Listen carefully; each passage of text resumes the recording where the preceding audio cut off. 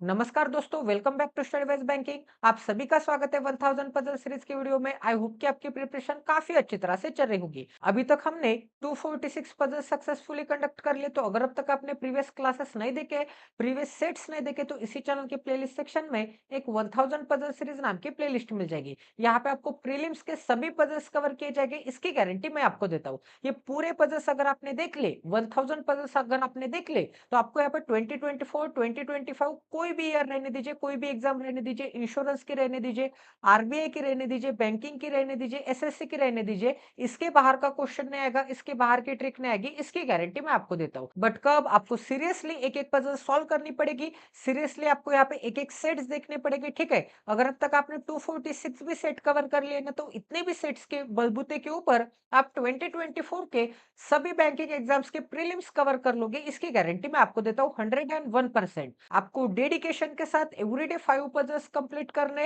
And यहाँ पे एकदम शांति के साथ, हड़बड़ी नहीं बचानी है, एकदम शांति से सीखना है। तो चलिए आज के वीडियो की शुरुआत करते हैं। तो आपके एग्जाम्स भी यहाँ पे नजदीक आ चुके हैं, तो आपको सॉल्व करने के लिए समय नहीं दूंगा। आपको वीडियो पॉज करना है एंड सॉल्व करने की कोशिश करनी है। तो यहाँ पे क्या बोला है गाइस, सेट नंबर 247 है। यहाँ पे बोला है P Q R S T U V W R sitting around a circular table. तो एक सर्कुलर टेबल की पजल है, ठीक है, but not necessarily in the same order.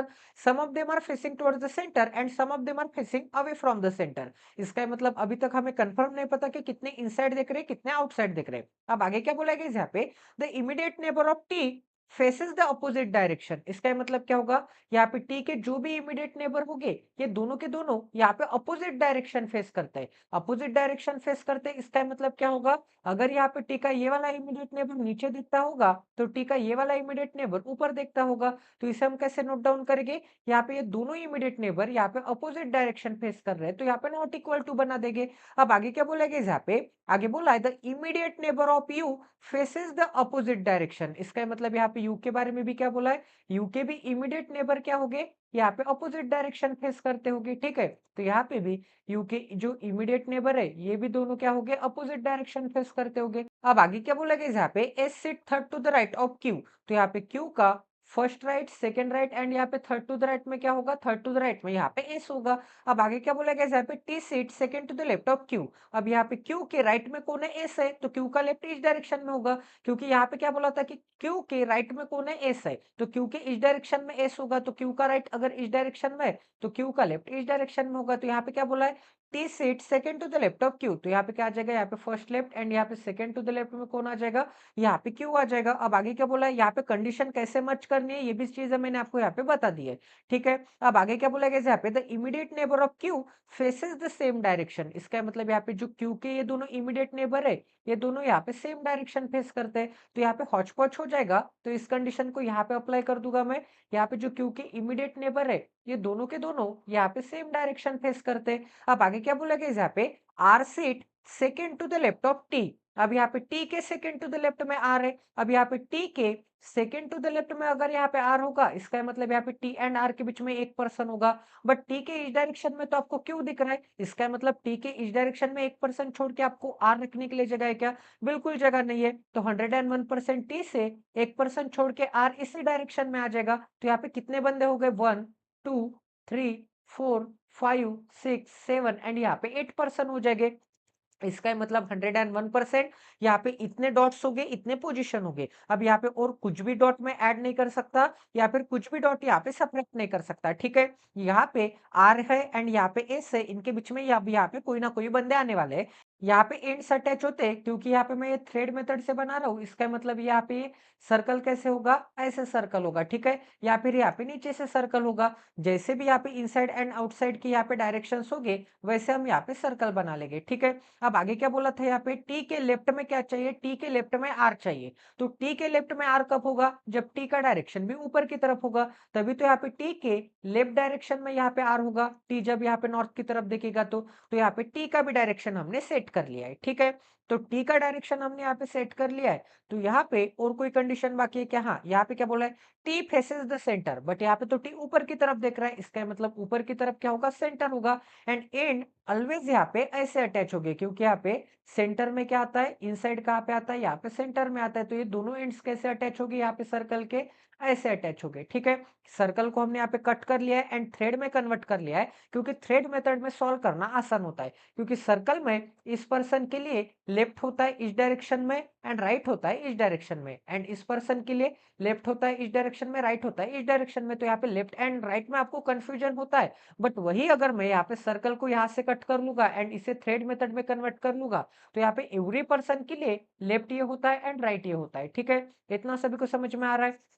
तो आई थिंक आपको यहाँ पे थ्रेड मेथड की खास बात समझ में आ गई होगी। ठीक है, तो यहाँ पे आगे क्या दिया है, U sit third to the right of R. तो यहाँ पे आर के राइट में, थर्ड टू द राइट में मतलब इसका मतलब यहाँ पे आर का first right, second right and यहाँ पे थर्ड टू द राइट में क्या होगा, यू होगा। अब आप यहाँ पे डायरेक्ट डायरेक्ट तो अप्लाई कर सकते थे, आर से 2% छोड़ने के बाद यू, बट आर के इसी डायरेक्शन में यू होगा, क्या गारंटी है भाई? आर के इस डायरेक्शन में भी तो यू हो सकता है, क्योंकि आर का राइट ही हमें नहीं पता। आर अगर नीचे देख रहा होगा तो आर का राइट इस डायरेक्शन में होगा, आर अगर ऊपर देख रहा होगा तो आर का राइट यहाँ पे इस डायरेक्शन में होगा। तो ऐसे आप यहाँ पे डायरेक्ट डायरेक्ट अप्लाई नहीं कर सकते, क्योंकि आर की डायरेक्शन नहीं पता थी। ठीक है, इतना सभी को समझ में आ रहा है? तो इसीलिए इस कंडीशन को मैंने यहाँ पे साइड में लिख लिया। तो ये वाली कंडीशन हो गई आर एंड टी वाली, तो इसे मिटा देता हूँ। अब यहाँ पे और कोई कंडीशन हो गई क्या? ठीक है, और कोई भी कंडीशन नहीं हुई है। अब आगे क्या बोलेगा यहाँ पे, V sit second to the left of W. तो यहाँ पे वी क्या होगा, यहाँ पे डब्ल्यू के फर्स्ट लेफ्ट एंड यहाँ पे सेकेंड टू द लेफ्ट में होगा। ठीक है, अब आगे क्या बोला है यहाँ पे, W is not an immediate neighbour of Q। इसका मतलब क्या होगा, यहाँ पे Q एंड ये W क्या हो गए, इमीडिएट नेबर हो गए। W is not an immediate neighbour of Q मतलब यहाँ पे Q के आसपास W नहीं आ सकता साइड में। तो यहाँ पे Q के आसपास W नहीं आ सकता, तो यहाँ पे W के लिए क्रॉस का साइन आ जाएगा। मतलब यहाँ पे W के लिए क्रॉस का साइन आ जाएगा एंड यहाँ पे W के लिए क्रॉस का साइन आ जाएगा। ये दोनों जगह पे क्या नहीं आ सकता, यहाँ पे क्यों नहीं आ सकता? ठीक है, अब आगे और क्या बोला है, V faces the same direction as S. इसका मतलब यहाँ पे V एंड S का डायरेक्शन क्या होगा, V एंड S का डायरेक्शन यहाँ पे सेम होगा। तो यहाँ पे इज इक्वल टू बना लेता हूँ, इन दोनों का डायरेक्शन सेम है। तो यहाँ पे W कहाँ कहाँ आ सकता है गाइस, वो चेक कर लेते हैं सबसे पहले। तो यहाँ पे क्या बोला था कि R से 2% छोड़ने के बाद U चाहिए। तो आर के इस डायरेक्शन में 2% छोड़ने के बाद यू एक तो यहाँ पे आ सकता है, या फिर आर के इस डायरेक्शन में 1 एंड 2% छोड़ने के बाद यू एक तो यहाँ पे आ सकता है। ठीक है, तो यू अगर मैं यहाँ पे निकालूंगा या फिर यू अगर मैं यहाँ पे निकालूंगा, तो यू से और कोई कंडीशन दिख रही है क्या? यहाँ पे क्या बोला है कि यू के इमीडिएट नेबर का डायरेक्शन क्या होगा, अपोजिट होगा।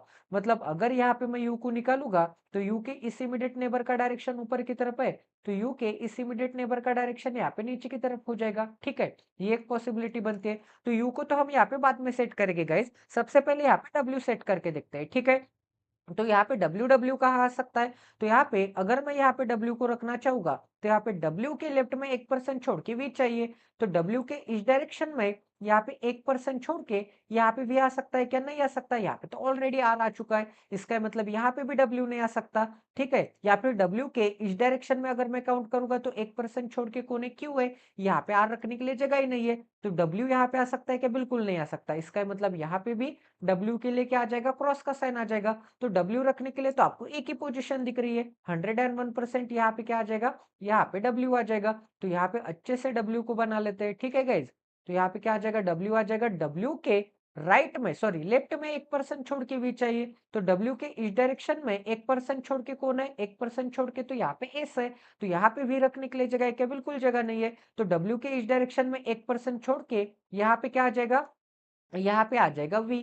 ठीक है, इतना सभी को समझ में आ रहा है? तो यहाँ पे वी को बना लेते हैं। बट आपको यहाँ पे क्या बोला था गाइस कि डब्ल्यू के लेफ्ट में वी है। डब्ल्यू के लेफ्ट में वी कब आएगा, जब यहाँ पे डब्ल्यू का डायरेक्शन क्या होगा, डब्ल्यू का डायरेक्शन यहाँ पे नीचे की तरफ होगा। तो डब्ल्यू यहाँ पे नीचे की तरफ देख रहा होगा। ठीक है, तो यहाँ पे डब्ल्यू के लेफ्ट में क्या आ जाएगा, डब्ल्यू के लेफ्ट में वी आ जाएगा। जब डब्ल्यू यहाँ पे साउथ की तरफ देखेगा, तो ये वाली भी कंडीशन हो गई डब्ल्यू एंड वी वाली। अब आगे और कोई कंडीशन बाकी है क्या, आर से 2% छोड़ने के बाद कौन चाहिए था, यू चाहिए था। तो आर के इस डायरेक्शन में 2% छोड़ने के बाद यहाँ पे यू रखने के लिए तो जगह नहीं है। ठीक है, तो आर के इस डायरेक्शन में यहाँ पे 1 एंड 2% छोड़ने के बाद यहाँ पे क्या आ जाएगा, यहाँ पे आ जाएगा यू। तो सबसे पहले यहाँ पे यू को बना लेते हैं। ठीक है, तो यहाँ पे जो जो कंडीशन हो गई, डब्ल्यू को सेट कर लिया, तो डब्ल्यू को मिटा देता हूँ। एंड आर से 2% छोड़ने के बाद यहाँ पे क्या आ जाएगा, यहाँ पे आ जाएगा यू। तो ये वाली भी कंडीशन हो गई। अब आर के राइट में यू चाहता, आर के राइट में यू कब आ जाएगा गाइस, आर के राइट में यू तब आ जाएगा जब आर का डायरेक्शन यहाँ पे नीचे की तरफ होगा। तो यहाँ पे क्या आ जाएगा, आर के राइट में यहाँ पे आर का first right, second right and यहाँ पे थर्ड टू द राइट में क्या आ जाएगा, यू आ जाएगा। First right, second right and यहाँ पे थर्ड टू द राइट में क्या आ जाएगा, यहाँ पे यू आ जाएगा। तो ये वाली भी कंडीशन हो गई, तो इसे भी मिटा देता हूँ। अब आगे और कोई कंडीशन रखना बाकी है क्या? यहाँ पे क्या बोला था कि यू के इमीडिएट नेबर जो है वो यहाँ पे अपोजिट डायरेक्शन फेस करते हैं। इसका मतलब यू का ये वाला इमीडिएट नेबर अगर यहाँ पे ऊपर की तरफ देख रहा है, तो यहाँ पे यू का ये वाला इमीडिएट नेबर क्या होगा, यहाँ पे नीचे की तरफ देखता होगा। ठीक है, तो यहाँ पे इसका डायरेक्शन सेट कर लिया, तो ये वाली कंडीशन हो गई। अब यहाँ पे टी के immediate neighbour opposite direction face करते हैं, तो टी का ये वाला इमीडिएट नेबर अगर नीचे दिख रहा है, तो टी का ये वाला इमीडिएट नेबर यहाँ पे ऊपर दिखेगा, तो ये वाली भी कंडीशन हो गई। अब यहाँ पे वी का डायरेक्शन ऊपर की तरफ है, वी का डायरेक्शन इनसाइड है, तो एस का भी डायरेक्शन इनसाइड हो जाएगा, तो यहाँ पे एस का भी डायरेक्शन ऊपर बना लेते हैं। तो ये वाली भी कंडीशन आपकी 101% यहाँ पे सेटिस्फाई हो गई। ठीक है, तो यहाँ पे ये वाली भी कंडीशन सेटिस्फाई हो गई। अब आगे और कोई कंडीशन है क्या? क्यू के इमीडिएट नेबर यहाँ पे सेम डायरेक्शन में दिख रहे हैं, तो यहाँ पे जो क्यू का ये वाला इमीडिएट नेबर है, ये यहाँ पे ऊपर की तरफ दिख रहा है, तो क्यू का ये वाला जो इमीडिएट नेबर है यू जो है वो भी यहाँ पे ऊपर की तरफ दिखेगा, तो यहाँ पे ये वाला भी इमीडिएट नेबर ऊपर की तरफ दिखेगा। ठीक है, तो ऊपर दिखने वाले बंदे कितने हो गए, 1 1 2 3 4 एंड यहाँ पे 5 हो गए, एंड नीचे दिखने वाले बंदे कितने हो गए, यहाँ पे 3 हो गए। तो टोटल 8 पर्सन की हमने डायरेक्शन भी सेट कर लिया। अब एक ही पर्सन का नाम रखना बाकी है, वो कौन सा है? यहाँ पे पी हुआ क्या गाइज? यहाँ पे पी नहीं हुआ, तो 101% यहाँ पे फर्स्ट नेम मतलब यहाँ पे पी बाकी है, तो यहाँ पे क्या आ जाएगा, यहाँ पे आ जाएगा पी। तो टोटल पजल आपके 101% यहाँ पे सॉल्व हो चुके हैं। अब यहाँ पे थ्रेड मेथड से आप यहाँ पे डायरेक्ट आंसर कर सकते हैं, आपको सर्कल में अरेंज करने की भी जरूरत नहीं है, कुछ भी जरूरत नहीं है। ठीक है, अब आंसर कैसे करना है वो भी बता देता हूँ। अब यहाँ पे सर्कुलर सिटिंग अरेंजमेंट होगी 8% की, स्क्वायर सिटिंग अरेंजमेंट होगी 8% की, या फिर रेक्टेंगुलर सिटिंग अरेंजमेंट होगी 8% की। ठीक है, तो आपको क्या करना है, अपोजिट मतलब क्या होता है, इस डायरेक्शन से भी एंड इस डायरेक्शन से भी एक ही अपोजिट में भी है, इसका मतलब दोनों डायरेक्शन से यहाँ पे 1 2 एंड 3% आ जाएंगे, एंड यहाँ पे भी 1 2 एंड यहाँ पे 3% आ जाएंगे। तो यहाँ पे अगर आपको पूछा होगा कि यहाँ पे वी के अपोजिट में कौन बैठ गए, तो यहाँ पे कोई भी एक डायरेक्शन में 1 2 एंड 3% छोड़ के आपको काउंट कर लेना है। मतलब यहाँ पे एस बैठ के, क्यू के अपोजिट में कौन बैठ के गाइज, क्यू से यहाँ पे 1 2 एंड 3% छोड़ने के बाद कौन आता है, यहाँ पे आर आता है, तो क्यू के अपोजिट में यहाँ पे आर बैठ के। अब आगे और देखते हैं यहाँ पे और क्या आ सकता है, डब्ल्यू के अपोजिट में कौन बैठ के, डब्ल्यू से 1 2 एंड 3% छोड़ने के बाद कौन दिख रहा है, यहाँ पे यू दिख रहा है, तो डब्ल्यू के अपोजिट में यहाँ पे यू बैठ के। एंड टी के अपोजिट में कौन बैठ के गाइज, यहाँ पे टी के अपोजिट में आपको दिख रहा है, यहाँ पे टी के अपोजिट में आपको दिख रहा है, यहाँ पे पी दिख रहा है, तो टी के अपोजिट में कौन दिख रहा है, यहाँ पे पी दिख रहा है, तो ऐसे ये यहाँ पे अपोजिट होगा। अब अगर आपसे क्वेश्चन किया गया होगा कि यहाँ पे आर के इमीडिएट राइट में कौन होगा, तो आर यहाँ पे नीचे देख रहा है, तो आर के इमीडिएट राइट में कौन होगा, यहाँ पे ये वाला बंदा होगा, एस होगा। ठीक है, एंड अगर आपसे बोला होगा कि एस के इमीडिएट राइट में कौन है, तो एस ऊपर दिख रहा है, तो एस का राइट इस डायरेक्शन में हो जाएगा, तो एस के इमीडिएट राइट में कौन आ जाएगा, यहाँ पे आर आ जाएगा। ठीक है, इतना सभी को समझ में आ रहा है, किसी को कोई डाउट है? अगर आपसे क्वेश्चन किया गया होगा कि कितने इनसाइड देख रहे हैं, तो यहाँ पे T V Q U P, sorry P नहीं आ जाएगा, पी यहाँ पे नीचे दिख रहा है, एंड यहाँ पे एस, इतने लोग यहाँ पे इनसाइड दिख रहे हैं। आउटसाइड कौन कौन दिख रहा है, आउटसाइड दिख रहा है यहाँ पे आर डब्ल्यू एंड यहाँ पे पी, ये क्या दिख रहे हैं, आउटसाइड दिख रहे हैं। इतना सभी को समझ में आ रहा है? किसी को कोई डाउट है गाइस? आई होप कि आपको पूरी सर्कुलर सिटिंग अरेंजमेंट मैंने यहाँ पे समझा दी है। तो चलिए अब यहाँ पे नेक्स्ट पजल करते, नेक्स्ट हमारी यहाँ पे क्वेश्चन करते, नेक्स्ट सेट करते। तो ये सेट सॉल्व करने के लिए आपको टाइम नहीं दूंगा, आपको पॉज करना है एंड सॉल्व करने की कोशिश करनी है। तो सेट नंबर हमारा 248 है। तो यहाँ पे क्या बोला है गाइज, 7 पर्सन से कुछ ना कुछ नाम हो गए, are going to visit 7 different cities in India. Cities के नाम हो गए पटना, रांची, कोलकाता, बेंगलोर, चेन्नई, जयपुर एंड मनाली। यहाँ पे पटना भी नहीं गया हूं मैं, रांची भी नहीं गया हूँ, कोलकाता भी नहीं गया हूँ, बेंगलोर भी नहीं गया हूँ, चेन्नई भी नहीं गया हूँ, सिर्फ यहाँ पे जयपुर गया हूँ, राजस्थान घूमने गया था। तो ठीक है, यहाँ पे मनाली भी नहीं गया हूँ। तो आगे क्या दिया गया, यहाँ पे आगे दिया है but not necessary in the same order. Each of them is going to visit 7 different days. अब यहाँ पे 7 डिफरेंट डेज को जाते हैं, 7 डिफरेंट सिटीज है, 7 डिफरेंट नाम है। तो सबसे पहले यहाँ पे 7 डिफरेंट डेज बना लेते हैं। तो सबसे पहले क्या आ जाएगा, मंडे आ जाएगा, उसके बाद यहाँ पे ट्यूसडे आ जाएगा, उसके बाद यहाँ पे वेनसडे आ जाएगा, उसके बाद यहाँ पे थर्सडे आ जाएगा, उसके बाद यहाँ पे फ्राइडे आ जाएगा, फिर आता है सैटरडे, एंड सबसे एंड में कौन सा डे आता है, यहाँ पे संडे आता है। तो यहाँ पे सेपरेट कर देते हैं ताकि आपको क्लियरली विजिबल हो जाए कि कौन सा बंदा कौन से सिटी को जाता है, क्या नेम है उस बंदे का, कौन से डेट को जाता है। ठीक है, सभी इंफॉर्मेशन अब हम यहाँ पे फिलअप करने वाले हैं। तो गाइज मैं कैसे कंडीशन नोट डाउन करता हूँ, कैसे यहाँ पे कंडीशन मर्ज करता हूँ, कैसे मिनिमम पॉसिबिलिटी लगाता हूँ, सभी चीजें आपको यहाँ पे सीखनी है शांति से। तो यहाँ पे क्या दिया है, यहाँ पे दिया है each of them going to visit on 7 different days of a week. The week starts from Monday and ends on Sunday. ठीक है, ये तो सभी को पता है। अब आगे क्या बोला गया यहाँ पे, J is going to visit on Wednesday. इसका मतलब यहाँ पे वेनसडे को कौन जाता होगा, वेनसडे को यहाँ पे जे जाता होगा। अब आगे क्या बोला है, N is going to visit Jaipur. तो यहाँ पे एन इज इक्वल टू क्या आ जाएगा, एन इज इक्वल टू यहाँ पे जयपुर आ जाएगा। ठीक है, मैं सबसे पहले जयपुर ही गया था तो यहाँ पे जयपुर आ गया। तो आप ऐसे अज्यूम कर सकते हैं कि एन मतलब मैं हूँ। ठीक है, मेरा कुछ भी नाम कंसिडर कर सकते हैं, जैसे कि नितिन हो गया, अगर गर्ल्स हो गया आप तो यहाँ पे नेहा कंसिडर कर सकते हैं। तो यहाँ पे क्या आ जाएगा, एन इज इक्वल टू क्या आ जाएगा, जयपुर आ जाएगा। तो यहाँ पे क्या दिया है आगे, M is going to visit Manali on Saturday. तो एम यहाँ पे सैटरडे को तो जाता है, एम यहाँ पे सैटरडे को तो जाता है, एंड यम कहाँ पे जाता है, यहाँ पे मनाली को जाता है। तो यम इज इक्वल टू यहाँ पे मनाली को जाता होगा। अब आगे क्या बोला गया यहाँ पे, M visited Manali on Saturday, the one who is going to visit Bengaluru is not going to visit on Monday. तो यहाँ पे मंडे को कौन नहीं आ सकता, मंडे को यहाँ पे बेंगलुरु नहीं आ सकता। ठीक है, अब आगे क्या बोला गया यहाँ पे, L is going to visit Kolkata but he is not going to visit either on Saturday और ऑन थर्सडे। तो यहाँ पे क्या बोला है कि एल जो होगा वो यहाँ पे कोलकाता तो जाता है। तो यहाँ पे सबसे पहले L is equal to Kolkata बना लेता हूँ। तो यहाँ पे क्या आ जाएगा, एल इज इक्वल टू यहाँ पे कोलकाता आ जाएगा। एंड ये जो यल होगा वो यहाँ पे कहाँ नहीं जाता, यहाँ पे L is going to Kolkata but he is not going to visit either on Saturday और ऑन थर्सडे। इसका मतलब यल जो होगा वो यहाँ पे सैटरडे को तो यहाँ पे ऑलवेज यहाँ पे मनाली आ चुका है, एम आ चुका है, तो वैसे भी यहाँ पे एल नहीं आ सकता, क्योंकि यहाँ पे not going to Saturday and Thursday बोला है। तो वैसे भी यहाँ पे सैटरडे को तो एम आ चुका है, तो यहाँ पे एल कहाँ नहीं आ सकता, यहाँ पे थर्सडे को नहीं आ सकता। ठीक है, अब आगे क्या बोलेगा इस यहाँ पे, O is going to visit Chennai on Tuesday. तो यहाँ पे क्या आ जाएगा, ओ आ जाएगा, इसके सामने क्या आ जाएगा, इसके सामने यहाँ पे चेन्नई आ जाएगा, एंड यहाँ पे ट्यूसडे को जाता है आ जाएगा। ठीक है, अब आगे क्या बोला गया यहाँ पे, the one who is going to visit Patna is going to visit on Friday.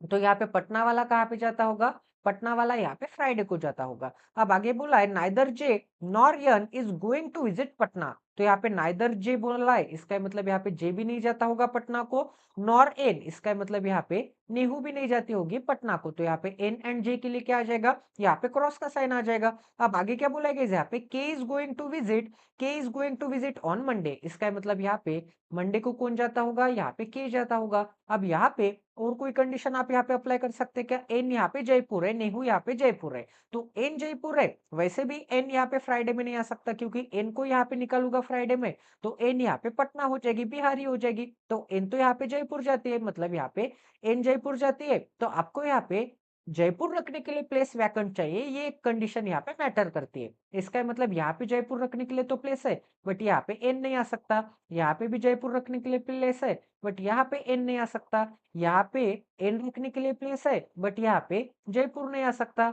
यहाँ पे तो कुछ भी जगह नहीं है, एंड यहाँ पे आ सकता है जयपुर एंड यन, एंड यहाँ पे भी एन एंड जयपुर आ सकता है। इसका मतलब एन कहाँ का आ सकता है, एक तो थर्सडे को आ सकता है, या फिर एन एक तो यहाँ पे संडे को आ सकता है। ठीक है, तो एन कहाँ का आ सकता है आप देख के भी पता लगा सकते हैं, बट यहाँ पे मैंने आपको एकदम शांति से समझा दिया है, अगर आप बिगनर हो गए तो यहाँ पे जे कहाँ का आ सकता है, जे यहाँ पे फ्राइडे को नहीं आ सकता, एंड एल कोलकाता है। एल यहाँ पे थर्सडे को आ सकता है क्या गाइस, एल यहाँ पे थर्सडे को नहीं आ सकता, क्योंकि यहाँ पे एल के लिए क्या है, यहाँ पे क्रॉस का साइन है।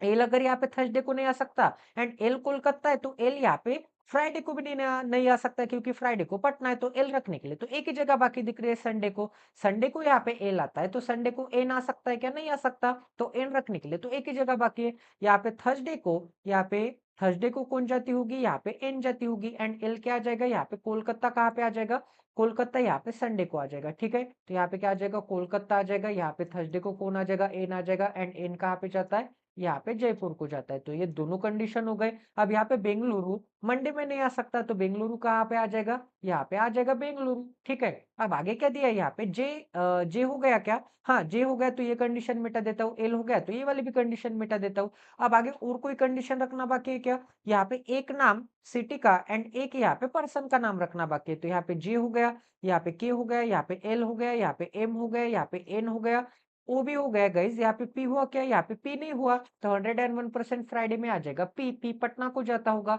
एंड एक ही सिटी का नाम रखना बाकी है, पटना हो गया, यहाँ पे रांची बाकी है गाइज, तो 101% यहाँ पे कौन आ जाएगा, यहाँ पे रांची आ जाएगी, ठीक है। तो टोटल पजल आपकी 101% यहाँ पे सॉल्व हो चुकी है। एकदम इजी लेवल की पजल थी गाइस, कुछ भी यहाँ पे मिनिमम पॉसिबिलिटी नहीं लग रही थी।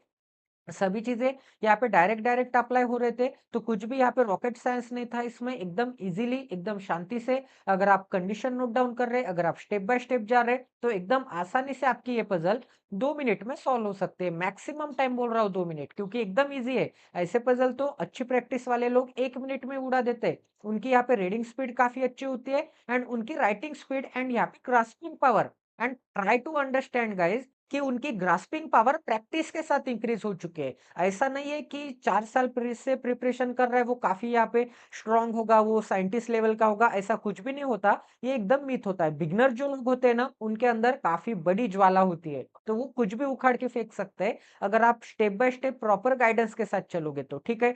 आजकल बहुत सारे इंस्टीट्यूट पेड कोर्स में 12-13 हज़ार चार्ज करते हैं, बट कुछ भी यहाँ पे फ़ायदेमंद नई चीज़ें बताते हैं। आपको इतने अच्छे क्वालिटी के सेशंस, इतने अच्छे क्वालिटी के क्लासेस, मैं गारंटी के साथ बोलता हूँ, आप 12,000 का पेड कोर्स लीजिए, या फिर आप यहाँ पे 12 लाख का पेड कोर्स लीजिए, या फिर आप यहाँ पे 22,000 का पेड कोर्स लीजिए। आपको 248 पजल कोई भी पेड कोर्स वाला नहीं पढ़ाने वाला है। आपको मैक्सिमम पजल वो पढ़ाएंगे 50 से लेके 60 पजल, ठीक है। उसमें क्या रॉकेट साइंस है गाइज, उससे ज्यादा 10 टाइम ज्यादा मैंने पजल्स आपको यहाँ पे पढ़ा दिए।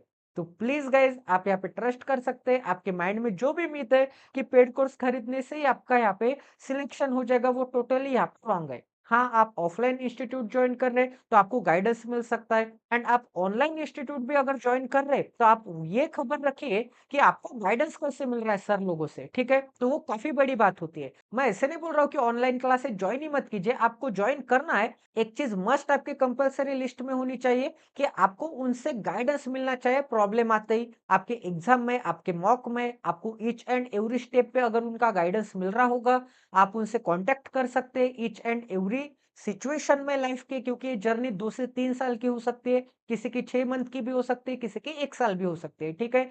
तो आपको सर की तरफ से पर्सनल गाइडेंस क्या मिल रहा है, पर्सनल आप कांटेक्ट पे उनको डाउट सॉल्विंग हो सकती है क्या, पर्सनल आपके ऊपर नजर है क्या, अगर ऐसी सिचुएशन है तो आपको जरूर ऑनलाइन क्लासेस ज्वाइन करने चाहिए, या फिर ऑफलाइन क्लासेस ज्वाइन करने चाहिए। नहीं तो 10-12 हजार स्टूडेंट क्लासेस में होते गए, उससे अच्छा तो फिर आप यहाँ पे यूट्यूब से ही पढ़ सकते हैं, वहां पे क्लासेस ज्वाइन करने से।